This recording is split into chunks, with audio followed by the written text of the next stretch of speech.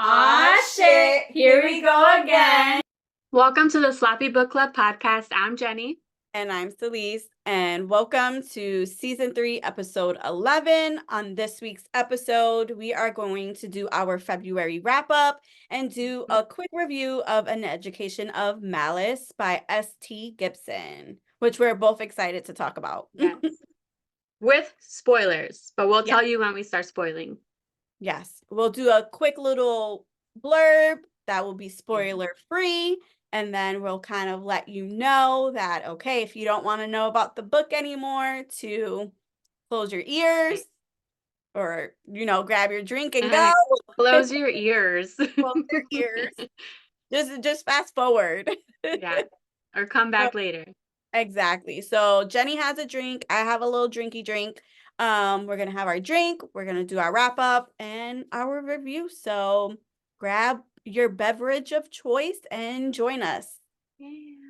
All right. So I don't have anything out of the ordinary because I didn't feel like opening up a bottle of wine today.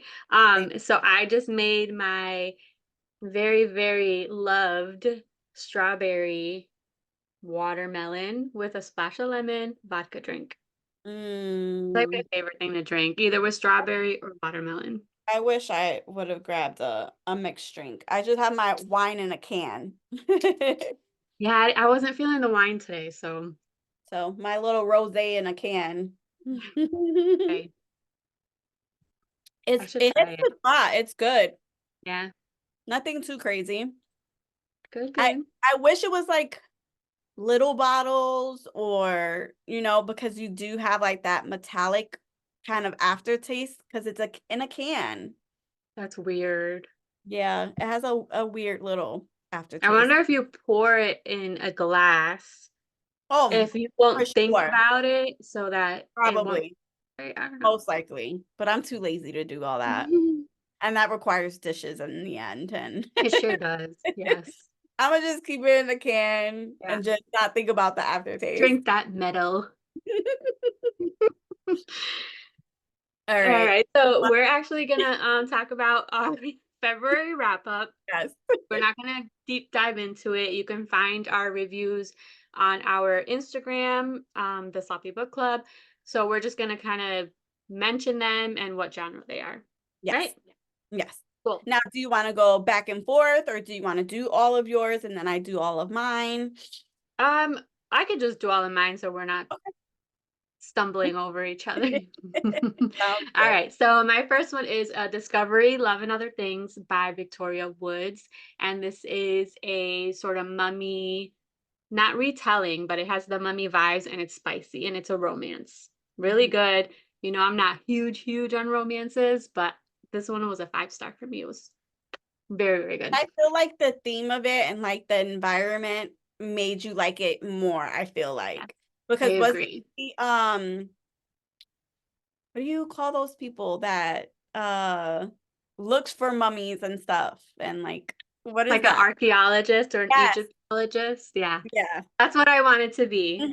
I feel like there was like that connection there that probably made me like it more. Yeah, the whole thing was just perfection for me. So then we have Pride and Protest by Nikki Payne, and I have never read Pride and Prejudice. Sorry, but I've never read it, but this is a modern Pride and Prejudice retelling. I found this book really, really good. I have no idea about the references, but it was good. I enjoyed it. Sunset Springs by Kaysen Callender, a small town romance, and this is only on Audible. And it's a novella. It was only like a 3-hour read. It was really good. I like Kaysen Callender's writing, so my favorite. Morning Glory Milking Farm by C.M. Nascasta. It's a monster romance, and I can't even explain to you how many times I giggled in this story. I have to read this book because the whole milking thing I'm really intrigued by, because forget it. Continue. Yeah, it's a super smart concept. It makes sense and it's hilarious. So read it. This one we both read, Blood and Brujas by Michaela Ornedo, and it's a witchy fantasy. It's the first of her new series. It was really good. Legendary by Ali Shantae, which is book 2 of the Living Legend series, and it's an angel demons fantasy. Love And that. then my last one, Tender Beast by Lyselle Sambury, a I'm so psychological thriller jealous. horror. You are going to die over this book. I am so, Perfection so jealous. every way. Perfect. Even better than Delicious Monsters. Like, I'm seriously contemplating going to the store on Tuesday and picking up my copy because I know my copy is not going to come in time, yeah. or just like getting it on Kindle. I don't know. But like I want to Yeah. hold it because I'm so It excited for it. this would be a book that I think I would do that for. Yeah, Yeah. I'm Mhm. so excited for it. It's perfection. I want But to that's read it it. so bad. Okay. For me, I read This Could Be Us. It's a contemporary romance by Kennedy Ryan. It's book 2 in her Skyland series. Perfection.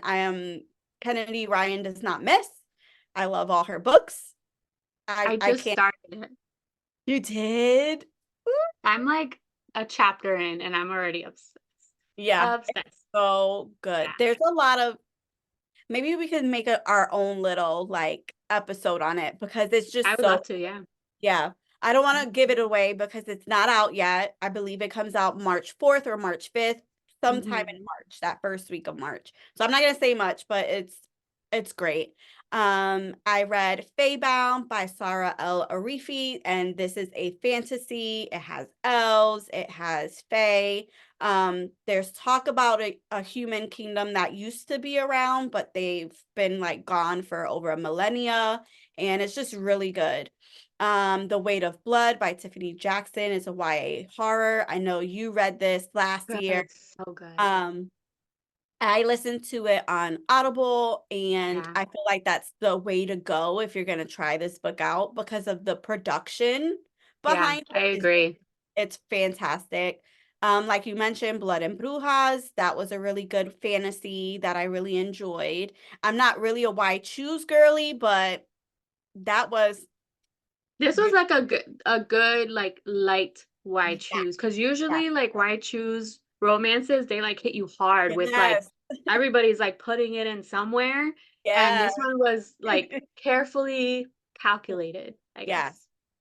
I agree. It wasn't too much. It wasn't in your Yeah, face yeah. time. Mhm. My next one is Truthfully Yours by Kaden Armstrong, and it's a romance. What's interesting about this one is that the main character is neurodivergent. I believe that's how you say Mm. it. And then one of the characters is neurodivergent, and then the other character kind of has anxiety. So it was good representation in the romance. Another one was Let Them Burn by Camilla Cole. That's a YA fantasy that I really enjoyed. This is something that we're gonna have to talk about because me and Jenny don't agree, and I'm like shocked by it a little bit. So we might have to talk about this. Yeah. I think it's one of those like, so I've had other books where I've started it, I've gone like halfway through and decided that it sort of wasn't for me. Mhm, Either I was bored, it just wasn't, there wasn't something to capture me, or it could have just been as simple as like a character that I just couldn't stand that was like a main part of the story. This mhm. one, I don't know what it was. I just like, it just wasn't gripping me. Like I was I into feel it like you should try sometimes the and then audio yeah, maybe I will. because I got it on Libby, and that's how I was listening to it. And now I want to do a tandem read with the physical copy because there are some things like with like an audiobook, you can't like really go back and reference it as well Yeah. as you can with a physical book. So there are Mhm. things that I want to like highlight or tab that I want to remember for book 2 whenever that comes out because I need it. I hate starting new series for that reason. It takes Because so wait long. between Let Them Burn and Feybound, like the fact that they're new series and now I might have to wait a year, 2 years, who knows? Like I hate You technically you started 3 first fantasies in like a series. Blood and and Blood and Brujas, Brujas. Let Them Oh my Burn, and god. then Feybound. Why? Why did I do this to myself? That's Oh, hilarious. Anyway, and then the last one was An Education in Malice by S.T. Gibson, which we will be doing our review for. So yeah, that Yes. was everything that I've read in February, and it was a pretty decent month, like a lot of good ones. Yeah, I had pretty decent month too. Better than January. I think I only read like 4 books in January, maybe 5. Oh, I So picked up this in was January. pretty good. Yeah. I feel like I read around the same amount. Yeah. Maybe. I feel like it around the same amount. All right. Let's get into An Education in Malice. Yeah. All right. Spoiler free little blurb. Hopefully you like it and you'll go pick it up, come back and listen to the rest of the episode. So, An Education in Malice by S.T. Gibson is a standalone companion novel to A Dowry of Blood. By companion, they're not really connected in any way. There's just like a small little connection to them. So this one's sapphic. It's a dark academia love story centered around an exclusive elite poetry class. And there we get to see rivals vying for the attention of their professor. Hmm. And it's vampiric. Yes. And I love that now we're going to go into a little bit of the spoilers. Yes. So if you haven't read it, come back Mhm. later. So I love that the like vampire aspect wasn't in your face, and like it kind of was like a slow like transition into knowing these like secrets with the professor. So I Mhm. love that. I love the pacing of Yeah. that like whole like what is it about the professor that keeps drawing them like into her and like her secrets and like Yeah. what she's hiding. So I love that it wasn't like, oh, my professor's a vampire and this is what's happening. Like, no, Yeah.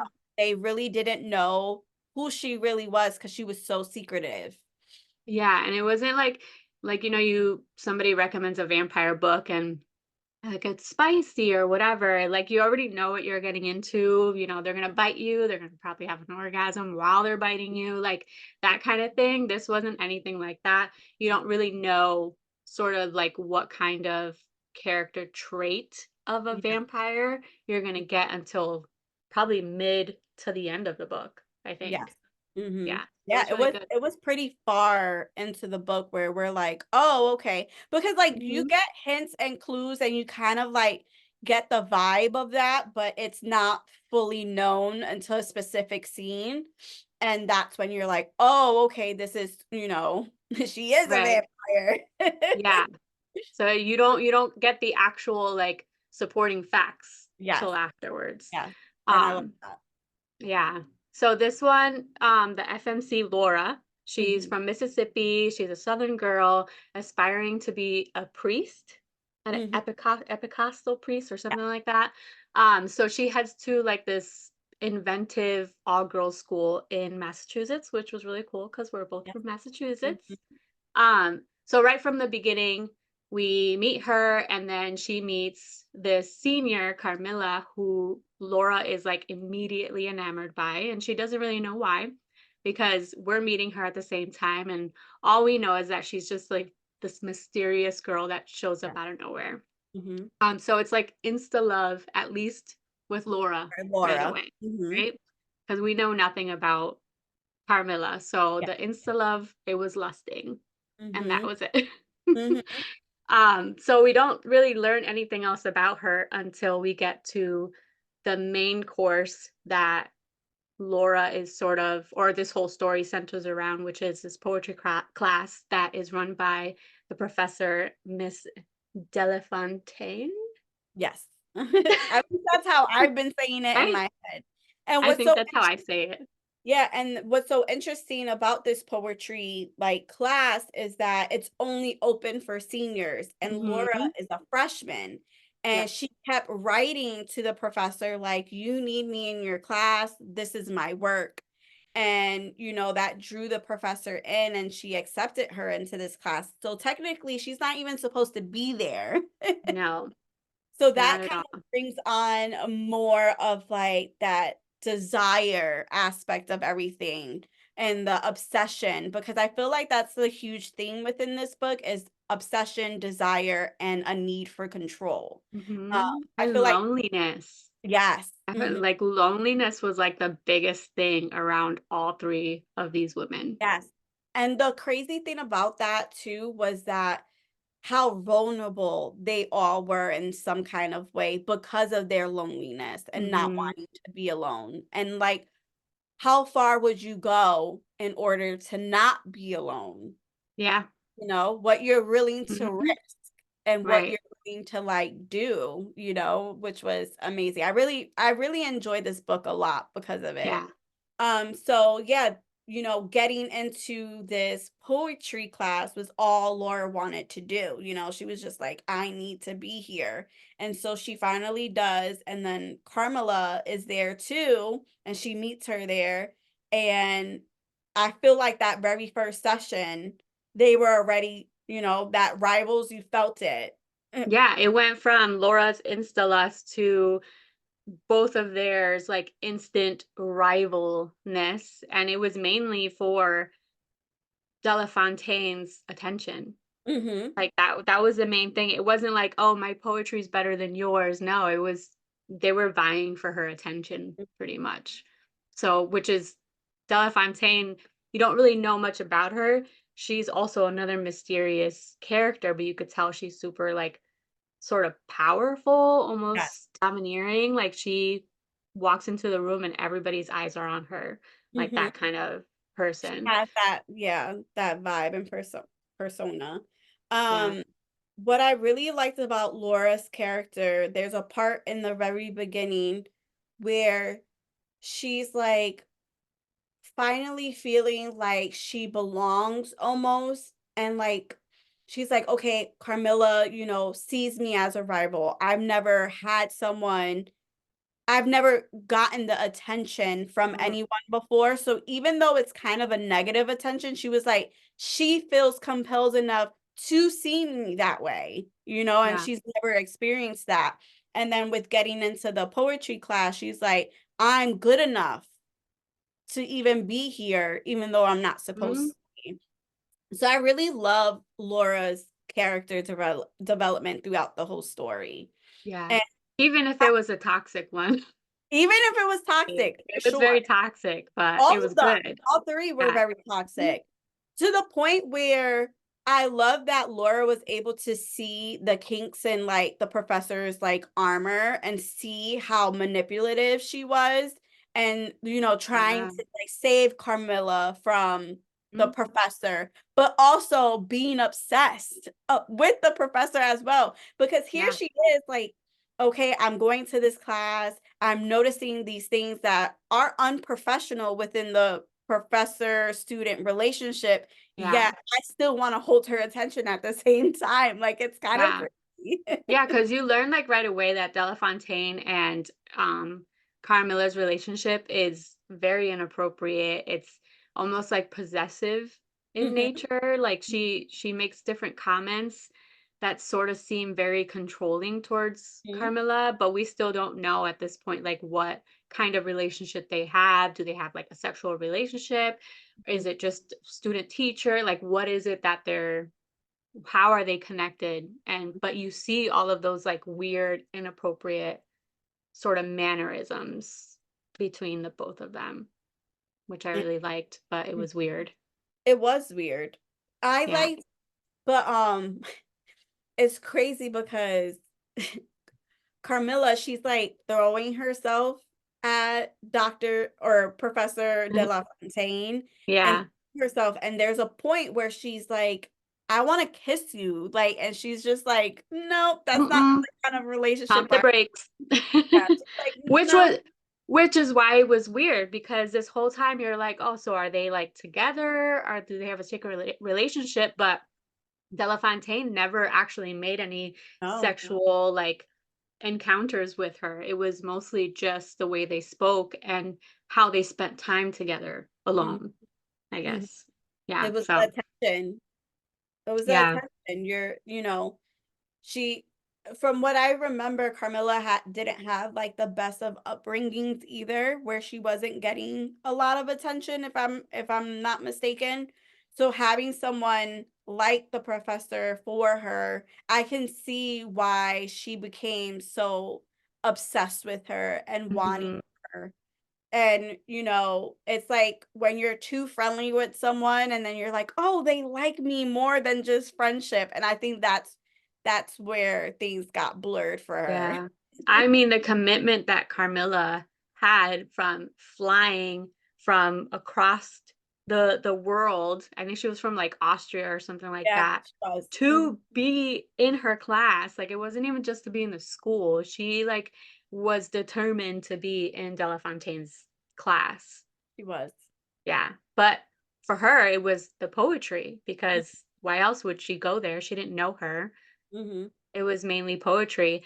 And then, like, I really liked, the part where we first I at least where I first started to notice when Laura and Carmilla started to actually like each other as friends, and then Delafontaine was like, "Mm-mm." mm-mm, Like, I don't when they were, like, running in the rain to yes. get to class because they were gonna be late, even though they were, like, making, like, little jabs at each other, Mhm, they were having fun doing it. mhm. And then they got to the class, and Delafontaine's like, I don't "Mm, like that.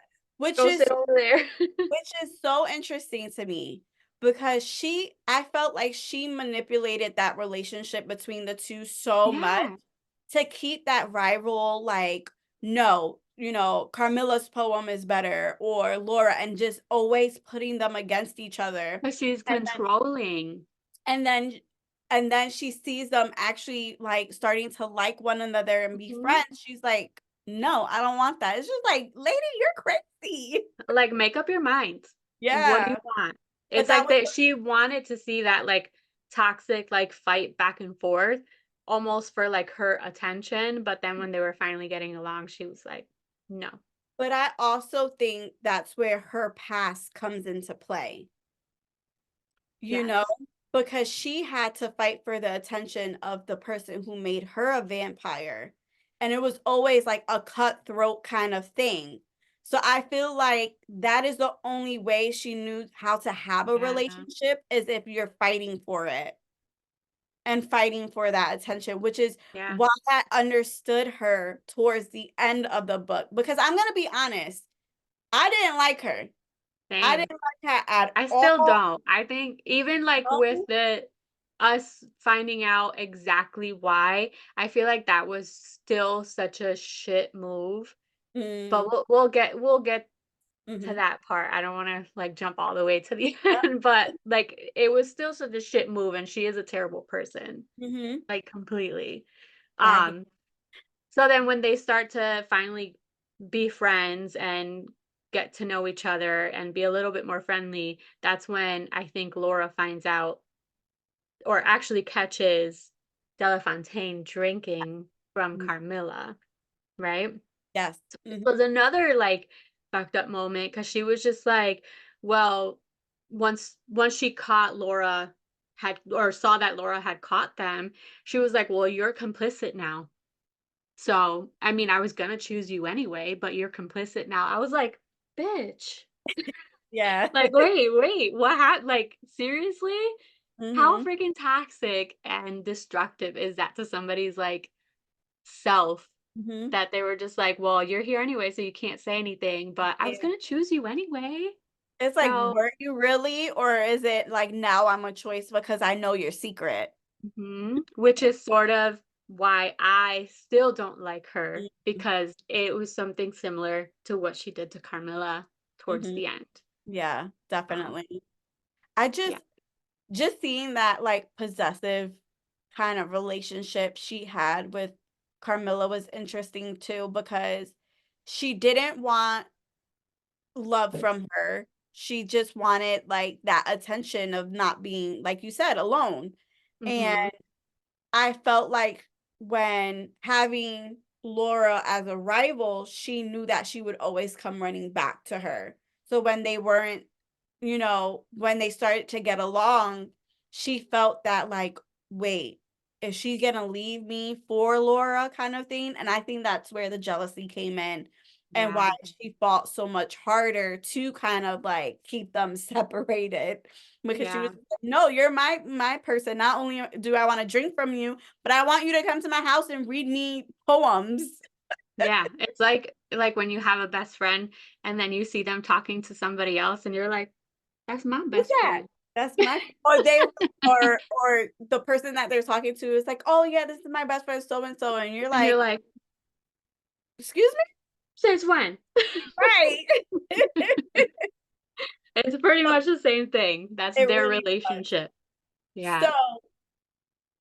they start to have feelings for each other, Laura and Carmilla, and their Mhm. relationship is starting to blossom.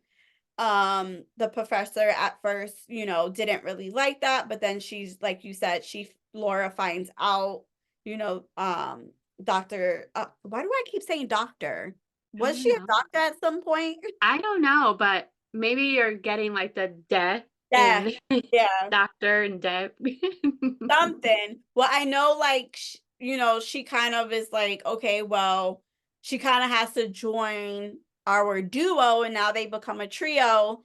And she's like, okay, now you can start coming to my, house at the end of these lectures and these classes. And all three of them start developing this relationship, but Laura and Carmilla are, getting closer, and their friendship is turning into like a romance, and that was like a very slow burn, and I love like that how Yeah. they were like rivals first, and then they were friends, and then you kind of see that like that passion ignite between the two. Yeah. And that was really good, and I liked Yeah. reading that. It's like a nice little blossoming Mhm, relationship tension between the two of them. And I mhm, I really like the way it played out just because if it was because it's marketed as like a sapphic romance and I feel like a lot of people see sapphic romance and they're like, "Oh, it's going to be spicy," and which is crazy, but this wasn't like that at all. This was truly like just a love story, mhm. almost like a Romeo and Juliet type love story, where it's like a star-crossed lovers thing because Yes. you really don't know like what's gonna happen to Mhm. them because it all seems very walking on eggshells, like what's gonna Yes. happen to Mhm. either of them.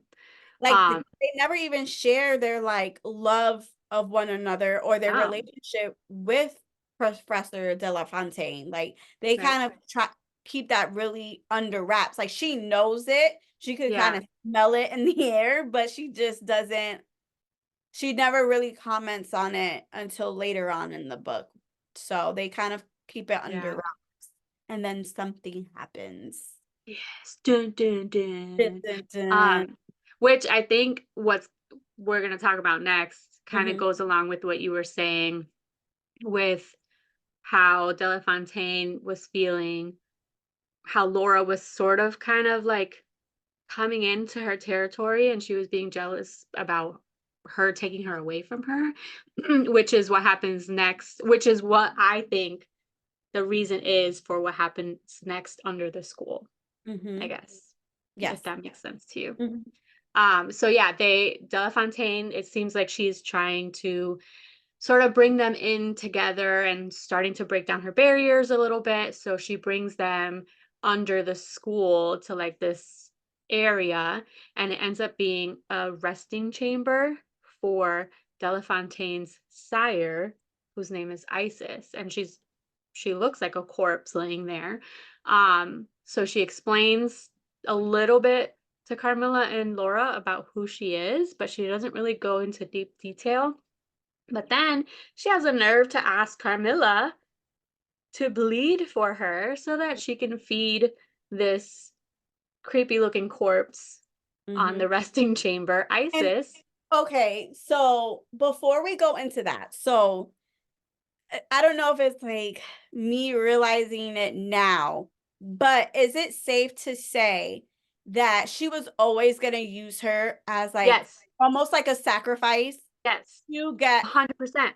okay. That's why I mean like she probably felt like what you were saying that Laura was going to take her away. She was probably feeling like shit, it's happening. I need to get them down here right away so they can wake my ISIS up. Mhm. Yeah, That's because what I feel. like so throughout the whole book, Carmilla always wants to know how the professor came to be, all her dark secrets and everything, because like we said, she kept everything really close to her, and she wasn't very forthcoming with any information about her past or how she came about and things like that until Carmilla and Laura both, when Laura finds out about her. And so she feels like she's losing Carmilla, so she has to start Mhm. giving her more information about her, Right. because she knows if she doesn't, she's just going to leave and go for Laura, who's giving her all this attention. So I feel like she was like, okay, now that you know about me, I was in love before, and the person that I loved left me, and I couldn't find her for years. And for years, I've been searching for her. And then that's why she came to the school. And that's why she's been, roaming under the school for all these years, because she found records about this chamber. And that's where Isis has been sleeping this whole time Yeah. for years. Yeah. And she's been in what, like an internal slumber or something like that. Yeah, and there's like a whole story behind that that you'll read in the book. We don't have to Mhm, spoil that, but yeah, like mhm, there's a whole reason why Isis is there, and mhm, then Delafontaine finally found her and has mhm, been kind of sort of coaxing Carmilla mhm, into this role of being her bleeder so that she can wake her from her mhm. slumber. And it wasn't that anything was like special about Carmilla. It was just she needed somebody that she could trust. Trust, She could yeah. feed from, Mhm. and that would trust her enough to bleed for her previous sire slash Yeah, lover, sure. whatever she was. So And then toxic. very toxic. And then all Very. shit, hits the fan, breaks Yep. loose, because she does, cut her hand for her and bleeds into the mouth and awakens this vampire who has been sleeping for hundreds of years. So of course she's gonna wake up crazy, and she freaking basically kills, slashes her To throat. to be fair, I honestly think, like, this was probably her personality before her slumber. She was probably already this crazy. Yeah. But imagine you haven't had blood Right. in Yeah, so long, and then you taste it, of course you're gonna be feral. And yeah. that's basically how she was. And unfortunately, Carmilla was in the way. She gets her throat Mhm. slashed. She's dying. Laura's hysterical. She's like, you have to do something. So then the professor turns her. And now she is a young vampire. Yeah, which is crazy because I feel like Delafontaine was she really didn't wanna turn her. I don't think that there was No, I any don't think that point was in the ever her story. intention. Yeah, Yeah. she didn't want that at all, and she was super regretful about it, but it was a little too late. But I feel like that's what softens her too. I know, but But I damn, feel it's like it softens her, and she gets a little bit of her humanity because of it.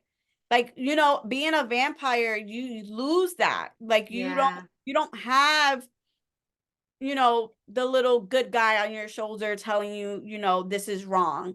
And I yeah, feel like because she had such a strong relationship with Carmilla before this happened, and then having to change her because she didn't want her to die. That was never the purpose of, why she entrusted her for all these years. So yeah, for me, I felt like it kind of awoken like her humanity, and it's just like, what have I been doing?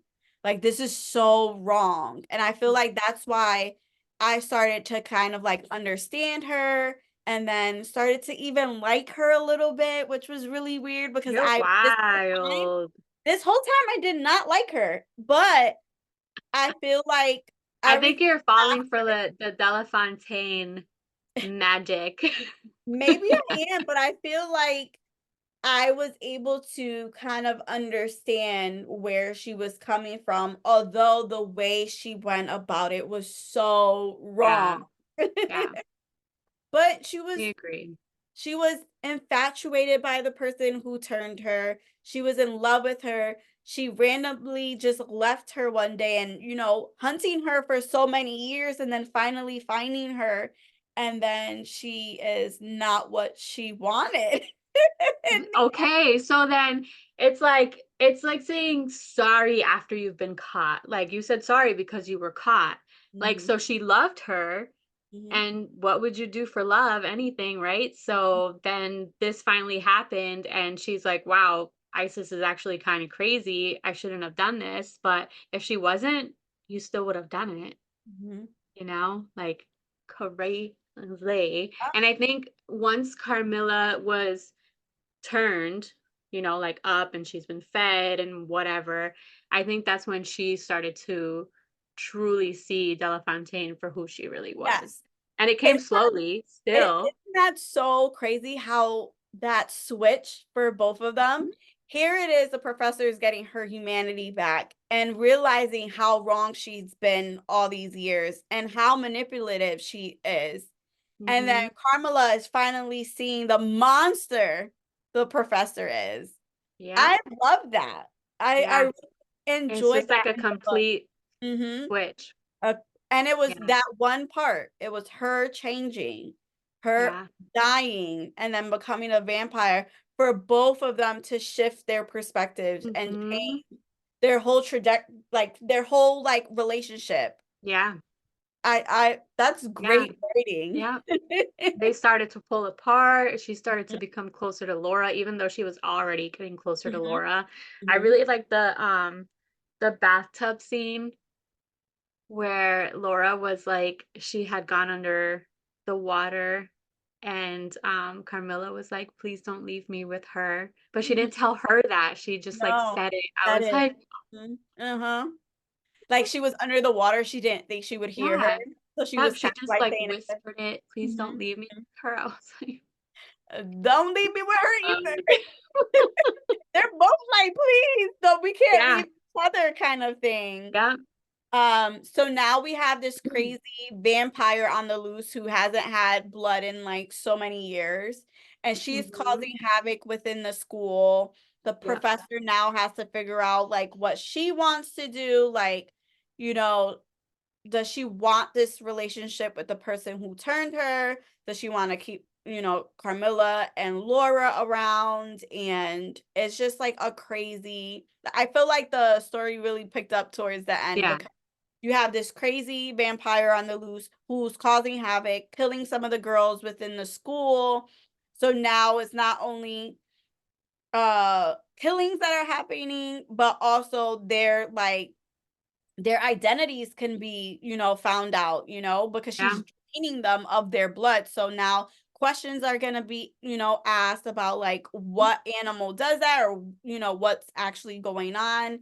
So it's like a lot of craziness that happens in the like last couple chapters, which is really Yeah. good. And Hmm. I feel like Delafontaine was still kind of like back and forth in her mind, like you said, like I still want to be with my sire, like, but she knows that she let loose like this crazy vampire who is starving, and she would still be like Laura would say like, oh, we have to do something, and she would just be like, let's just give it Just time, I'll wait. take care of it, like, so she was still kind of struggling back and forth between like, do I save her, what do I do, I still love her, but she truly wasn't understanding that this thing is like killing Yeah. Innocent girls all over people. the place. But then we So also find out why she was so hesitant about, like, how she was going to stop her, and that is because we find out that, Isis is like, "I will love you and we can be together if you give me Carmilla and you let me kill her." So now she has to yeah. decide, this love that she's always wanted, is it worth killing someone that you've trusted in the last couple years of your life? Yeah. And, that was a battle that, she had to do within herself. And Mhm.